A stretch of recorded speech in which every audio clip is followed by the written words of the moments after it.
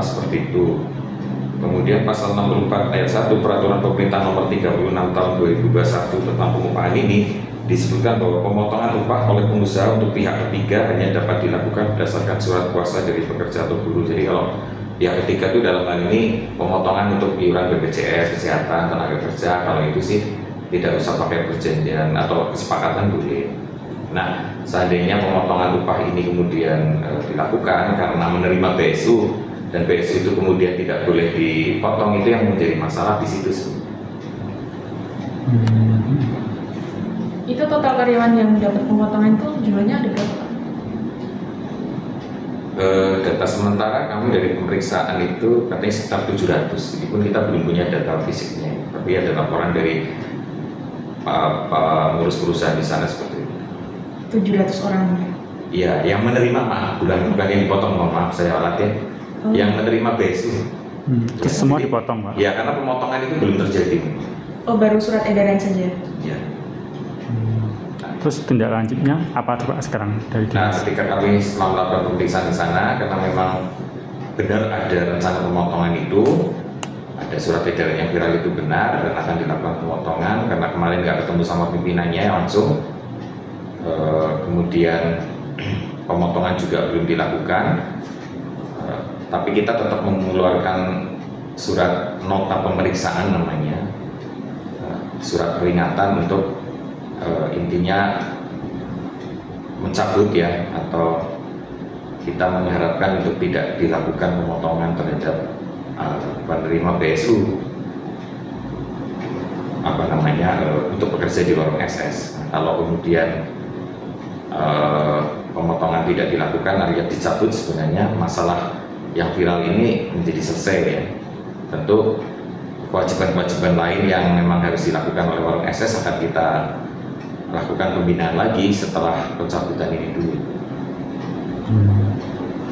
Terus nasib karyawan yang memviralkan surat rekomendasi itu? Kita tidak tahu. Pertama, viral surat itu kan sebenarnya internal ya, internal mereka, dan kemudian jadi viral kan kita tidak tahu sebenarnya siapa yang memviralkan dan pekerjanya mana gitu. Kita malah mengharapkan pekerja itu mengadu di sini. Kemudian kalau mengadu ya kita akan tentu kita bantu, kita rahasiakan dan sebagainya. Jadi kita malahan membuka diri untuk kalau dari pekerjanya yang nanti merasa dipotong gitu, nanti yang sudah dipotong misalnya, itu kemudian mengadu di sini. Karena belum ada pengaduan sampai saat ini, dan saya juga tidak tahu yang memviralkan siapa juga pekerjanya.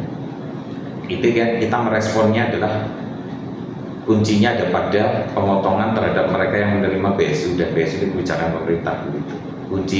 Kunci kita untuk mengingatkan untuk tidak dilakukan pemotongan itu bukan pemotongan itu sendiri, yaitu penerima BSU ini dipotong dan dianggap tidak adil, itu yang kemudian kita ingin harapkan itu dicabut lah. Apalagi memang ada ancaman yang melaporkan atau tidak setuju, yang tidak setuju itu akan dihentikan ya, atau suruh mengundurkan diri. Itu kan seperti juga itu kesenang-wenangan juga ya, karena bertindak tidak benar. Berarti untuk saat ini udah dicabut Pak, atau belum, baru prosesnya? Belum.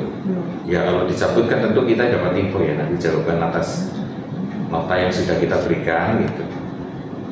Kalau menjawab sudah dicabut ya berarti untuk kasus yang saat ini viral itu berarti selesai.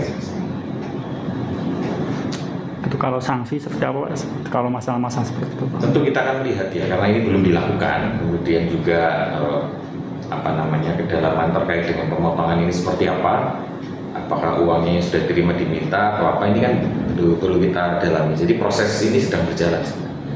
Maka kami tidak bisa menyimpulkan apa. Tentu kita hanya tetap mendorong hanya di dalam nota itu untuk mencabut saja atau tidak jadi memotong. Kuncinya hanya situ, Mas. Kita tidak berpikir untuk yang lain dulu, karena proses ini kan masih berlangsung. Tidak bertemu dengan tenaga kerjanya Pak? Ada mungkin? Tenaga kerjanya kemarin ada profil manajemen ya. Mungkin selanjutnya kita sedang berupaya menemui pekerjanya. Ya semoga kita juga bisa bertemu dengan pimpinan langsung. Nanti dengan ketemu pimpinan langsung atau bisa hadir nanti, tentu kita akan menunggu jawabannya seperti apa. Jadi saya berharap ada itikat baik atau ada niat yang baik, karena kebijakan itu tentu melanggar ya. Dan kita berharap ada kebijakan yang lebih bijak lagi untuk manajemen warung SS yang sudah mereka tentu berupaya berjuang membangun bisnis warung SS. Karena bagaimanapun juga kan aset juga bagi pemerintah dan untuk tenaga kerja. Kita hanya mendorong satu hal ya, karena ini sudah viral, kita harap itu dicabut saja. Pak, jadi menegaskan lagi Pak, alasan apapun memotong BSU memang tidak diperbolehkan, alasan apapun ya Pak ya? Alasan apapun. Karena memang kan dikurangi aja nggak boleh, karena uangnya juga langsung ke kementerian, dari bank itu ke bank gitu kan, langsung atas nama rekening si pekerja. Jadi kita sendiri nggak pernah tahu ya angkanya berapa, karena keputusan dari kementerian. Jadi siapa yang menerima BSU di situ juga kita tidak tahu. Cuma angka yang menerimanya menurut HRD sekitar 700.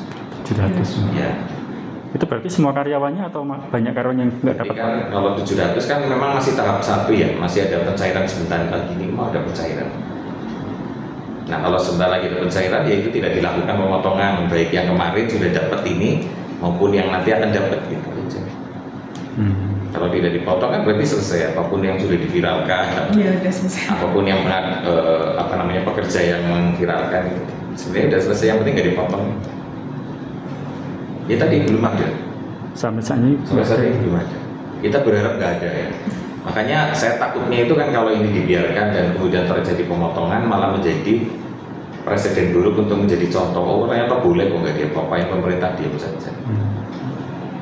Kalau kemudian ada kita nggak tahu ya, karena memang kita juga nggak ada yang tahu. Nanti tentu kita nggak bisa menduga-duga perusahaan ini kecuali memang ada laporan ya.